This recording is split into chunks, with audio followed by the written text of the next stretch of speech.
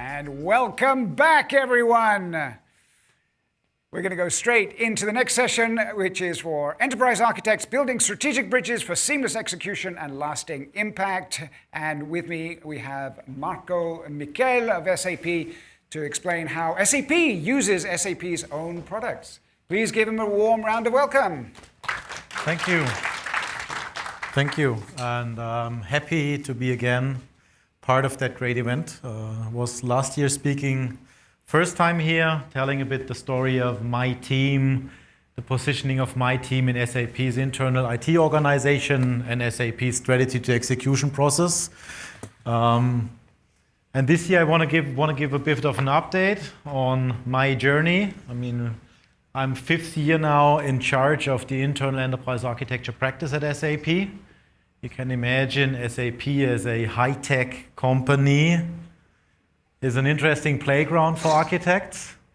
I always compare this a bit to the German soccer team. When we go to World Championships, basically everyone in the country is a coach. Yeah, everyone knows everything better. That's why for my team 5 years back, the start was hard, but I think what we achieved over the last 4 or 5 years is a lot. In the meantime, my team has a seat on the table in every strategic decision of the company, not IT decision, but business decision. And we are the ones which really are, well, not hitting closed doors, as we heard for one of the challenging listeners in the McKinsey session yesterday. No, we had first a foot in the door, and in the meantime, we have an open door on the highest level in the company. But how did we come there? It was really a journey. You needed to have a strategy and a vision in place for your team, because this is not coming for free.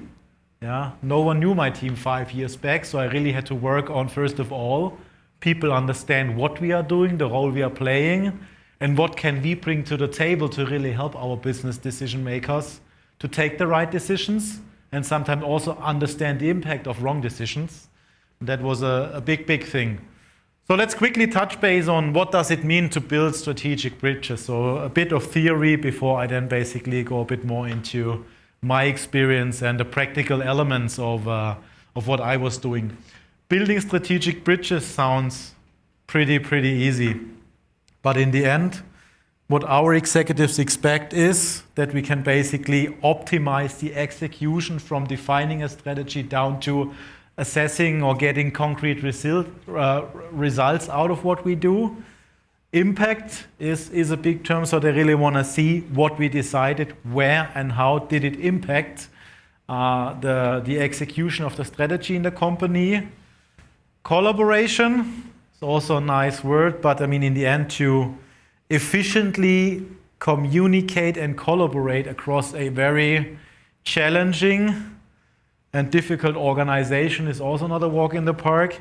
And last but not least, agility. I mean, we're also in a transformation towards a more agile delivery model in the IT organization. Some of you might be familiar with SAFe as a framework to scale agility. But like with every buzzword, agility, you need to demystify a bit. And not everything is agile these days. And architecture is setting the frame for getting more agile. But architecture is not agile.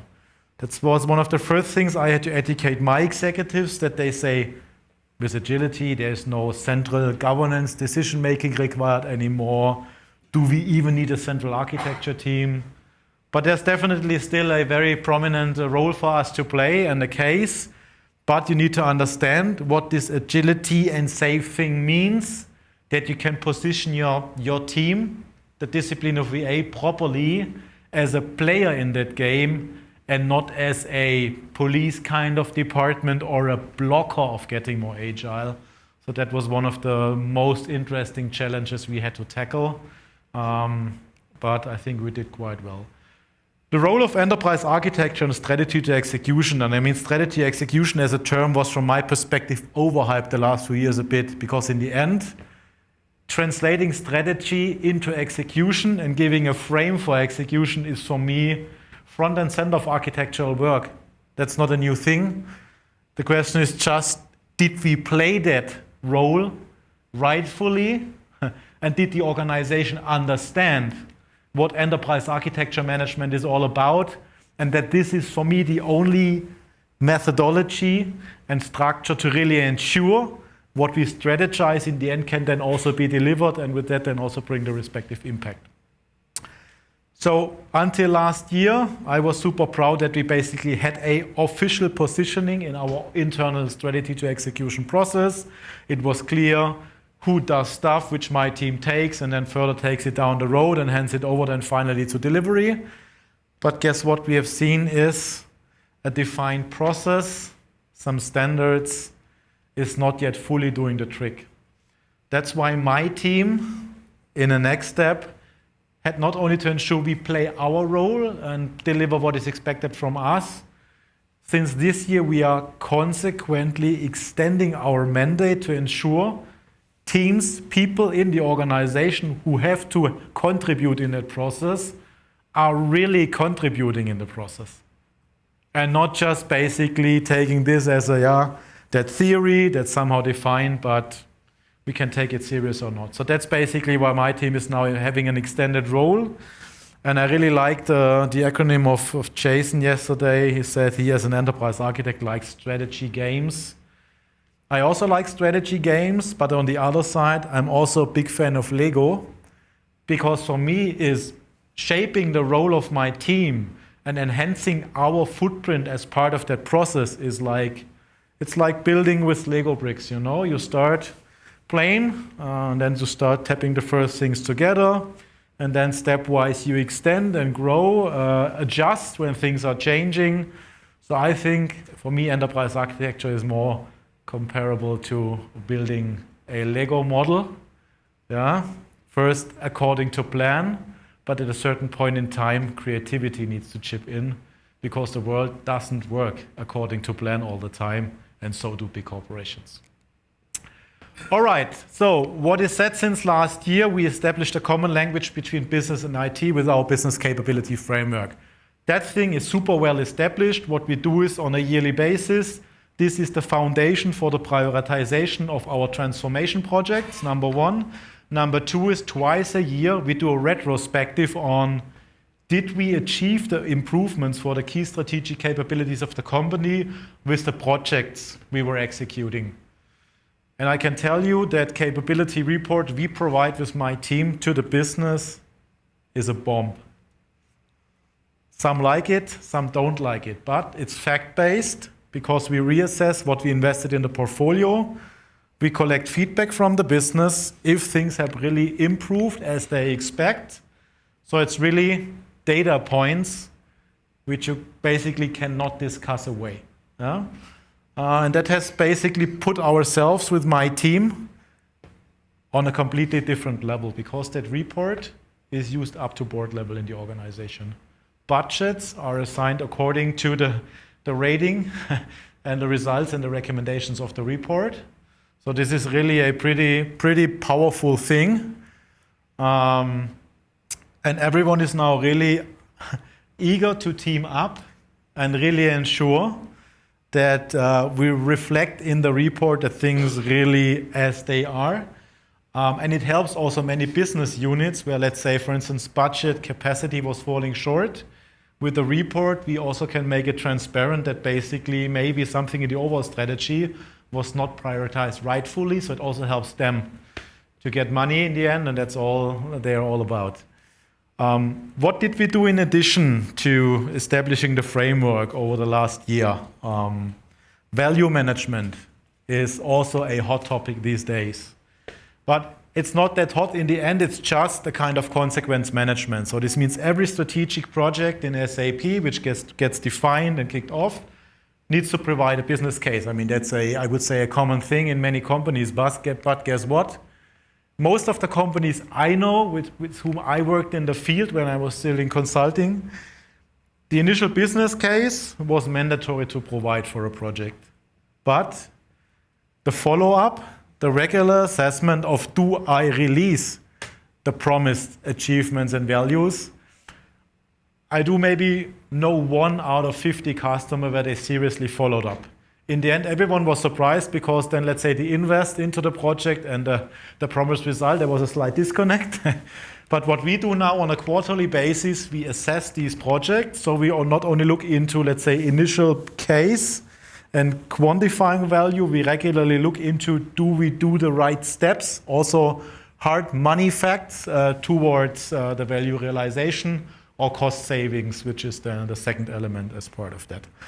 Pretty robust process these days where my team is heavily engaged. So I have one guy in my team who's taking care on that value management process, works very closely along the whole chain with project managers, with the corporate strategy team, with business leaders, really to ensure that this thing is basically properly used, executed, reflected, and with that you can then basically also take adjustments in terms of sometimes this helps us then to justify why we should stop certain things.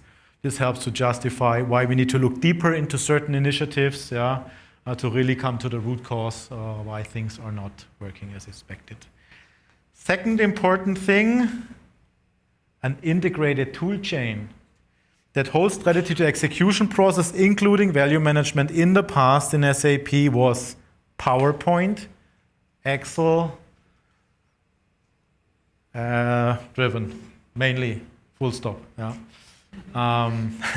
So what I started, I established LeanIX as our core architecture management platform into the middle of the whole process.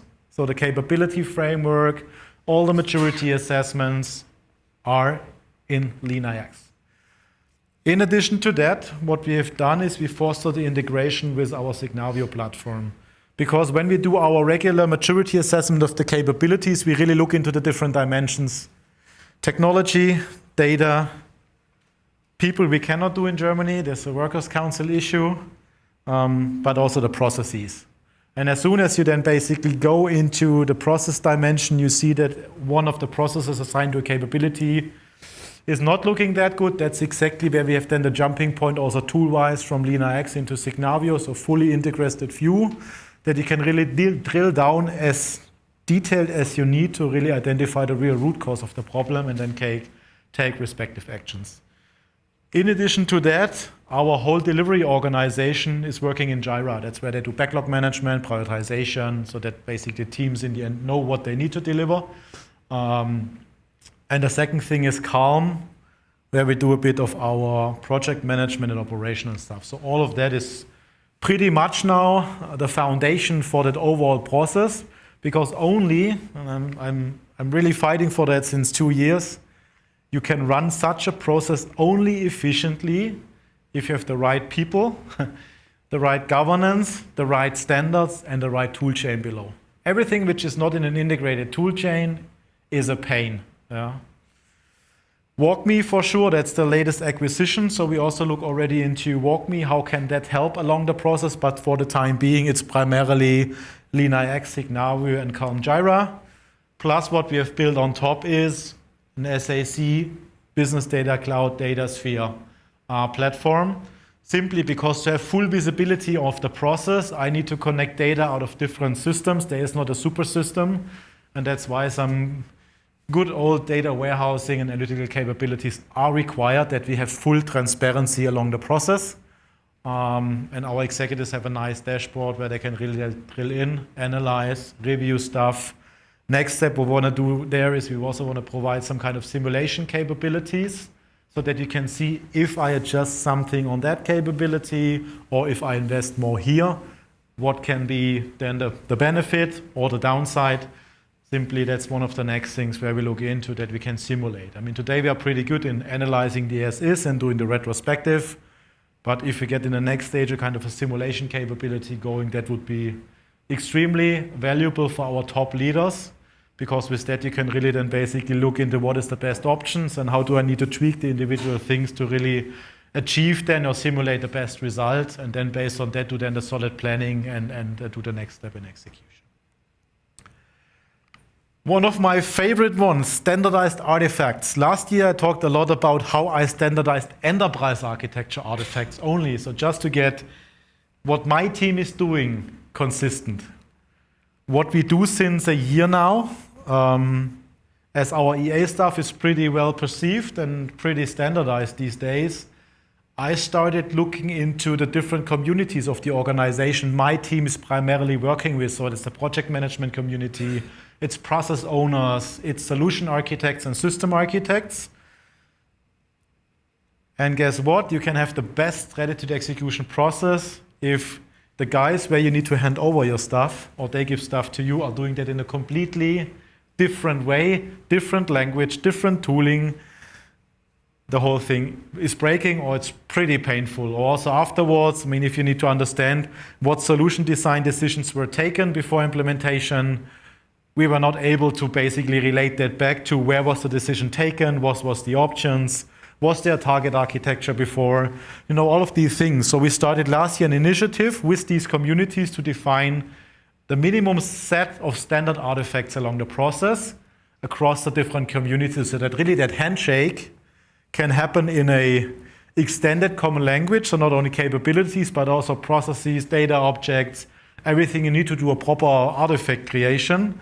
And we are currently in the process of rolling that out to all strategic initiatives in SAP. So this means there's check gates, and when these standard artifacts are not produced, you are not getting your project into the next stage.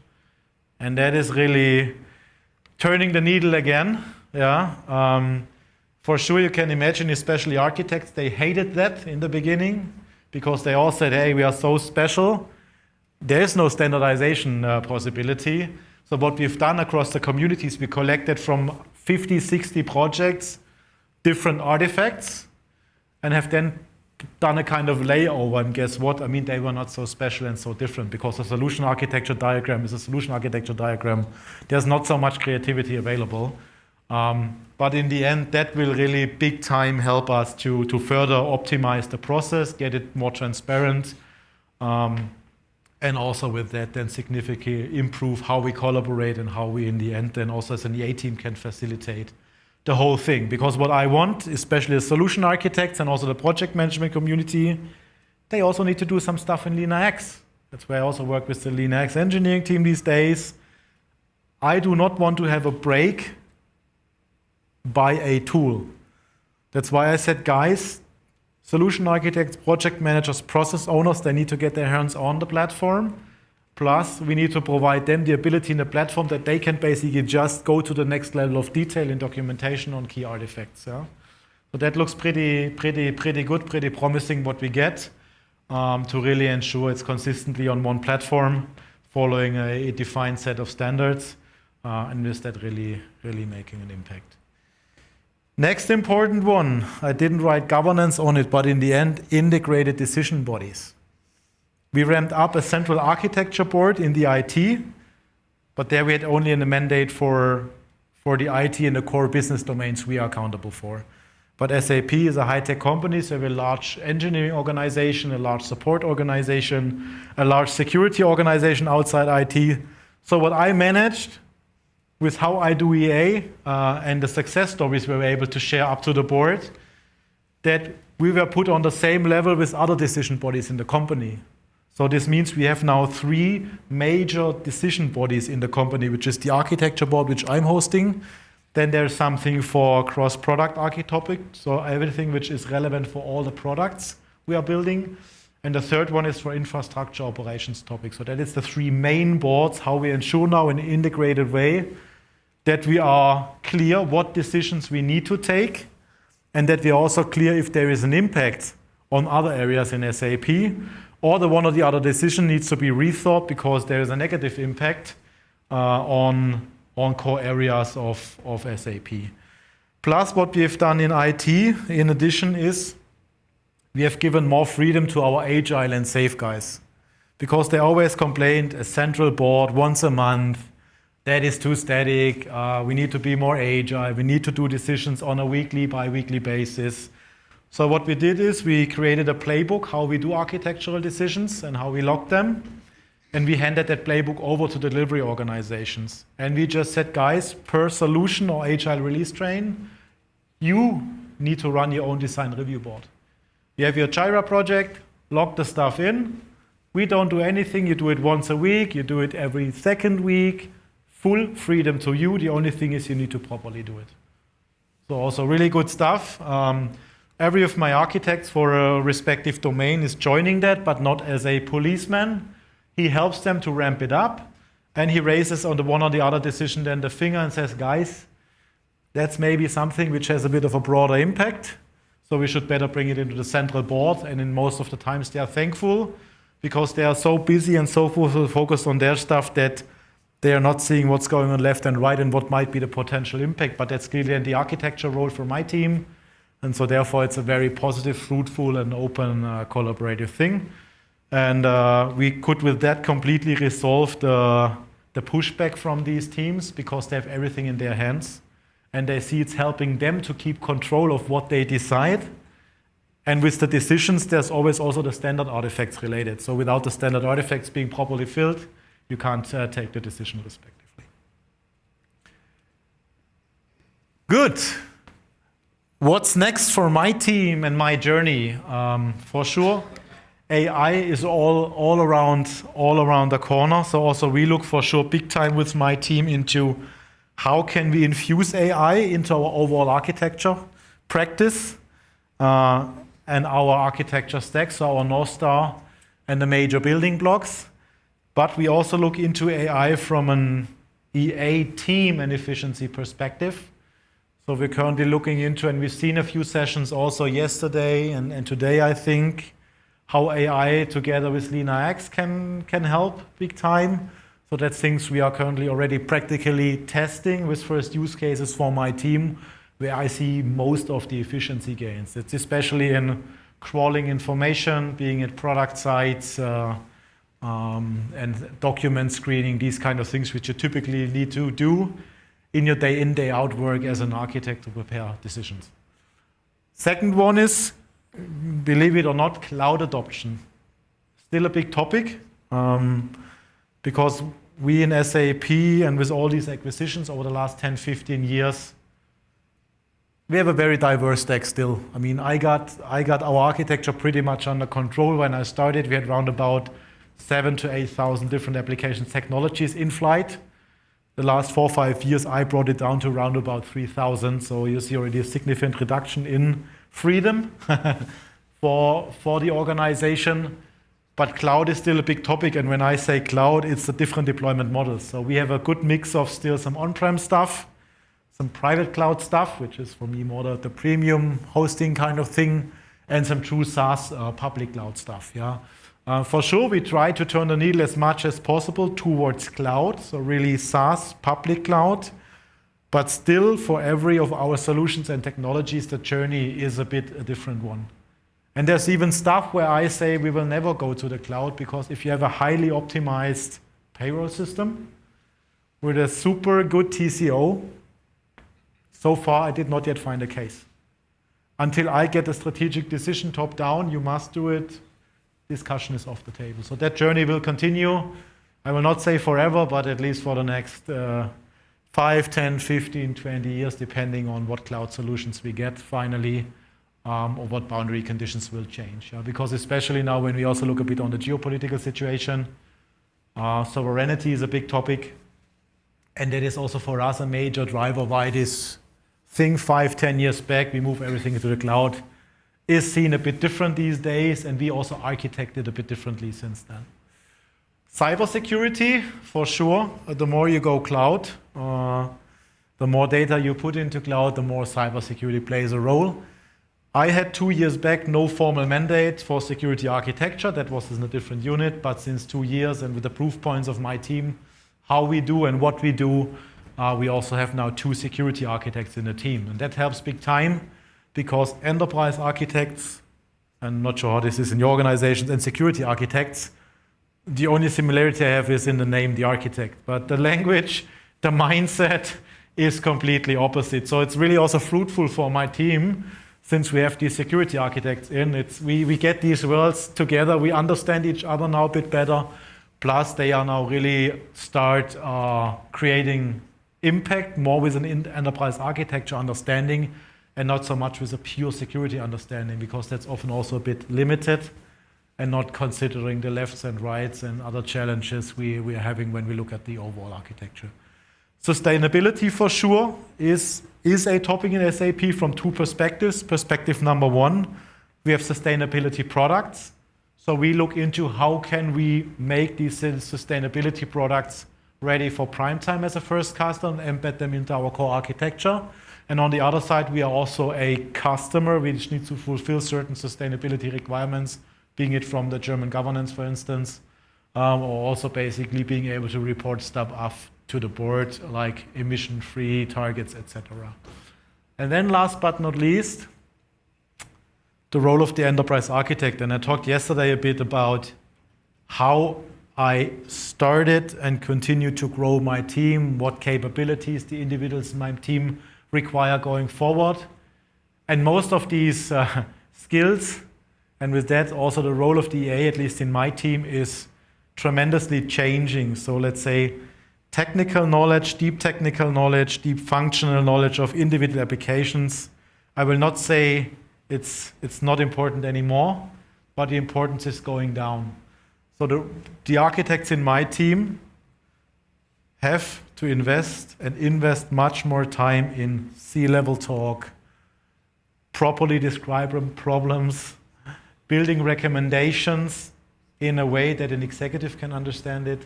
So that's completely different skills where I see they are constantly growing because communicating, pitching things, storytelling, these things are front and center of the daily work if you play such an exposed role as a team where most of the time you really talk to C-level these days. Yeah, for sure, you also talk a bit to other architects and other guys in delivery, but a lot of the key decisions we need to enforce and prepare is really for the decision makers in the company.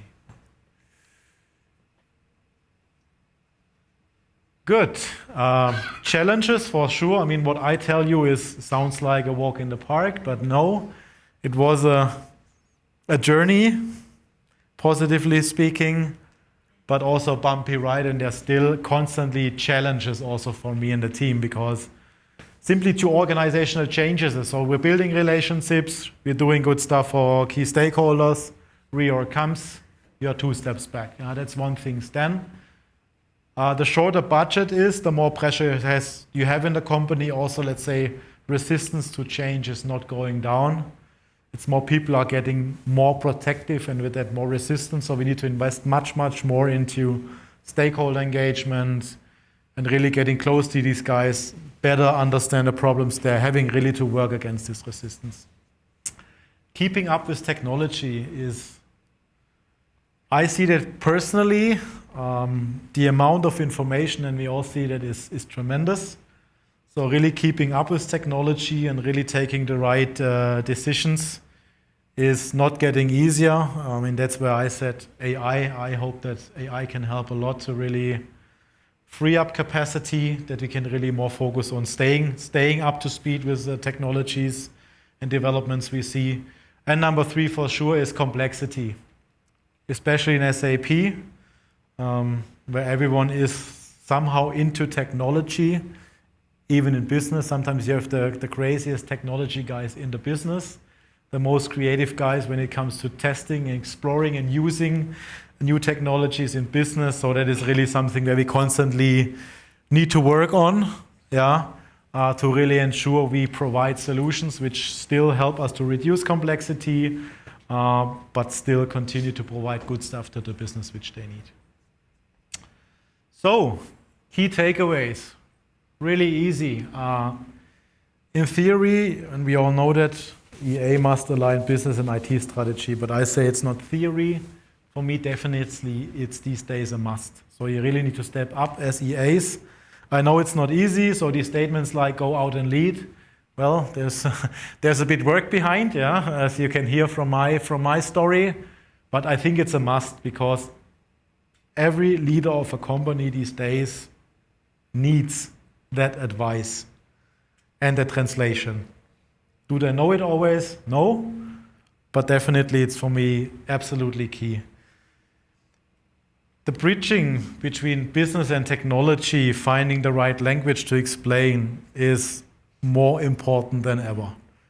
So really, and that was also something for my team, which is still sometimes hard, they thought they have when they think they have a perfect pitch for the business, oftentimes they did not think 5 minutes about the opposite. So what does this guy think? What is his major problems? So really more understanding for whom you're doing that stuff.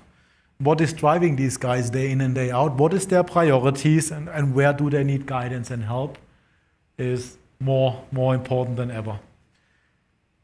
SAP's enterprise architecture success is mainly about why was I successful over 4 or 5 years. Number one is you need an executive who understands the importance of EA. Without top-down support, it's a mission impossible. That's not an uphill battle you can do.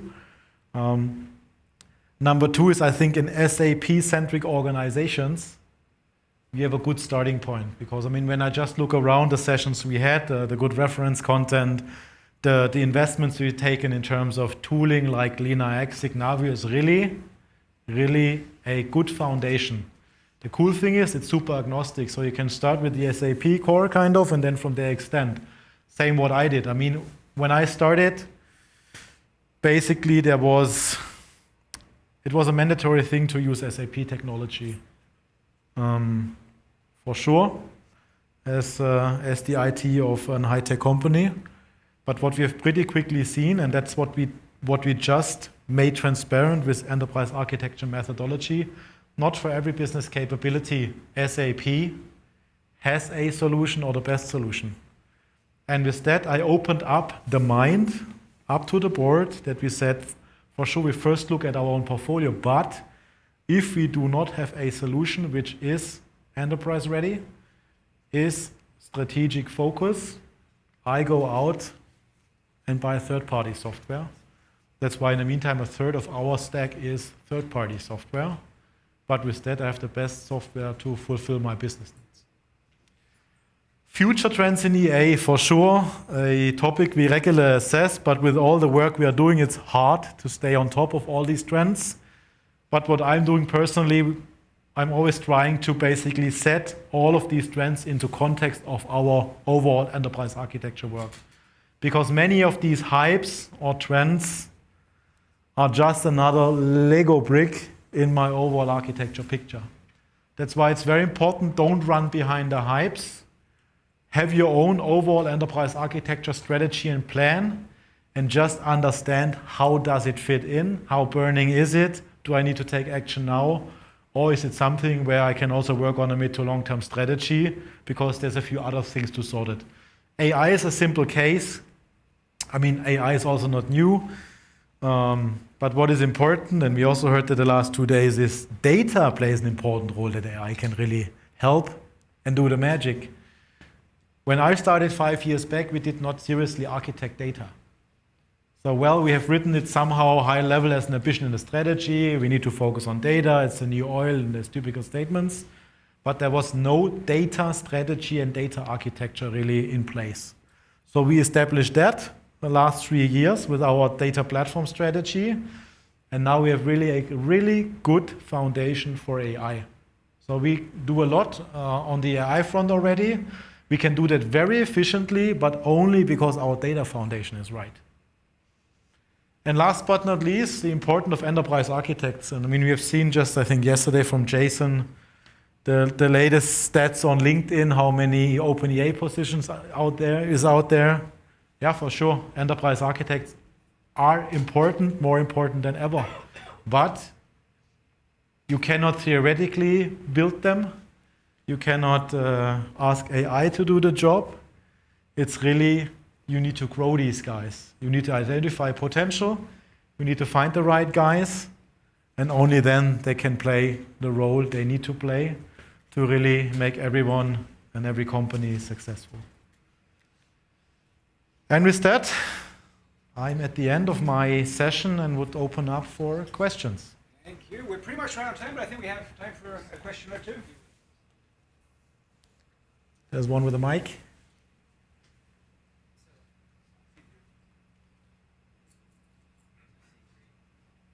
Try again. Good, you're good. Prashant from Pegasystems, I really like the way you try to showcase the journey.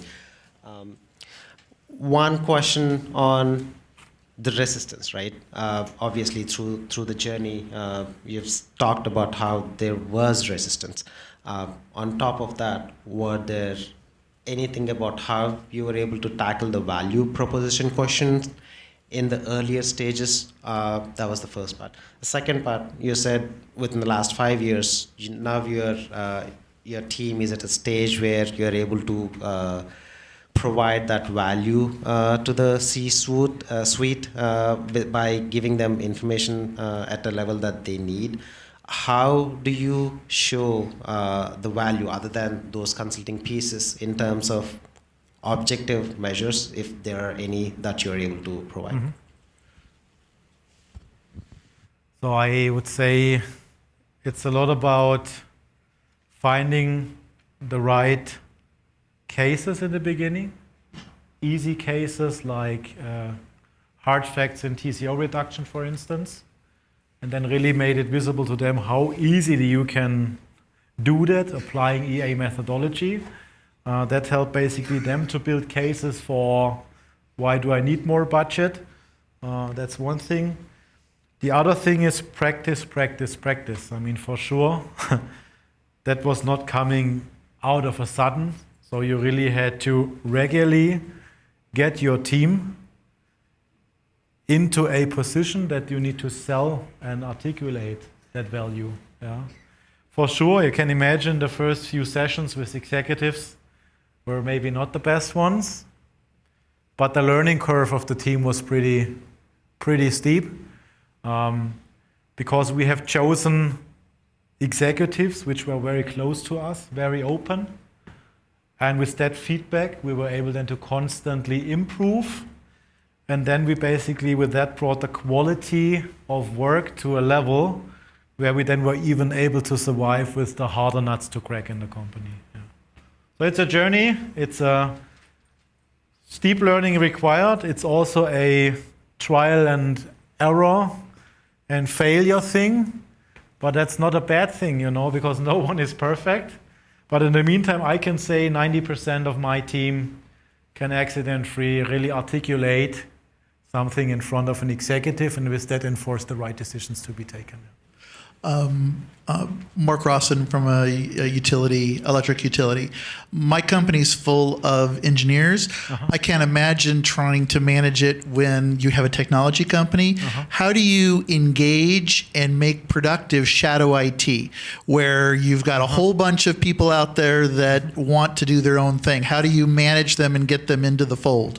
Yeah, it's we have started 5 years back to regularly capture and grab shadow IT, but we have changed the approach. So first we try to understand what is their demand, what is their problems, and then we worked out solutions which really help them.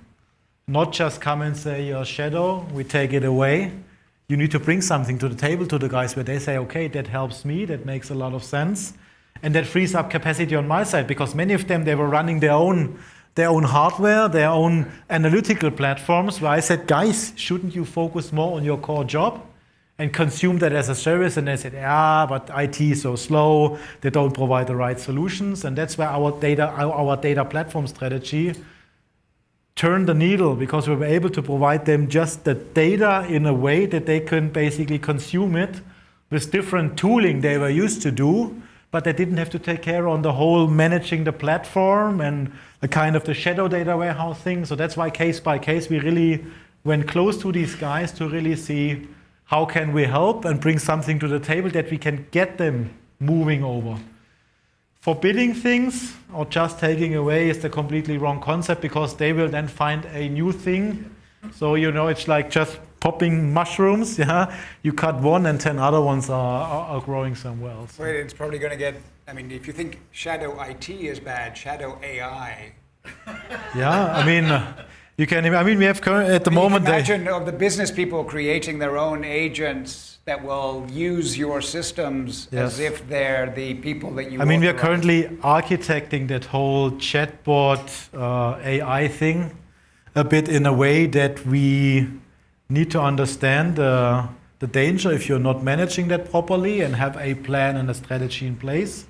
On the other side, you cannot prevent people from doing so, but you can basically bring something to the table which gives them what they are looking for. And the second thing is you can take preventive measures to make it a bit harder for them to do these things. I mean, we have big time renovated our application portfolio optimization process. And with that, we're also looking a lot into SaaS solutions and AI stuff you can easily buy with a credit card.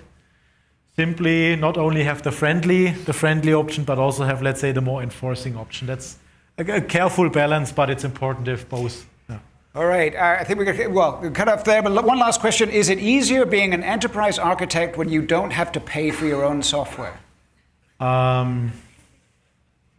It's not easier because often the argument for taking the software was because it's for free.